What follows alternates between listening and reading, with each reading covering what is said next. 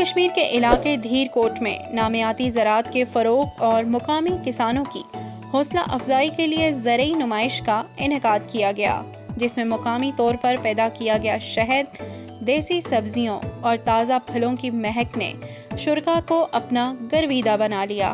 اس طرح کی یہ دیسی جو سبزیاں ہیں، دیسی فروٹ ہیں، پھل ہیں، ان کی جو نمائش ہے یہ دیکھ کے تو بڑی خوشی ہوئی، دل باغ باغ ہو گیا کہ آج بھی جو ختم ہو چکی ہے زراعت، لیکن قدرت ابھی بھی ہم پہ مہربان ہے۔ یہاں کی ہماری جو لوکل پروڈکٹس ہیں اور وہ جتنی بھی پروڈکٹس ہیں وہ یا تو آرگینک ہیں یا تو نیچرلی۔ کلائمیٹ چینج کے اثرات کے باوجود یہاں پر سبزیاں جو ہے وہ بہت اچھی ہیں، یہاں کے پھل جو ہیں وہ بہت اچھے ہیں۔ منتظمین کا کہنا تھا کہ نمائش کا مقصد موجودہ موسمیاتی تبدیلیوں کی وجہ سے مشکلات کا شکار کسانوں کو رہنمائی فراہم کرنا اور عام افراد میں نامیاتی اور خالص غذا کے استعمال کے حوالے سے آگاہی فراہم کرنا ہے۔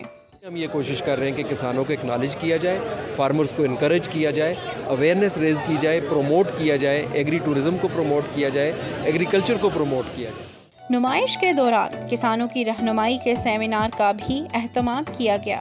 اس موقع پر مقررین کا کہنا تھا کہ دنیا میں نایاب جڑی بوٹیوں، سبزیوں، پھلوں اور دیگر اجناس کی نامیاتی پیداوار کے لیے آزاد کشمیر کا 8 لاکھ ایکڑ کے قریب رقبہ نہایت موزوں ہے۔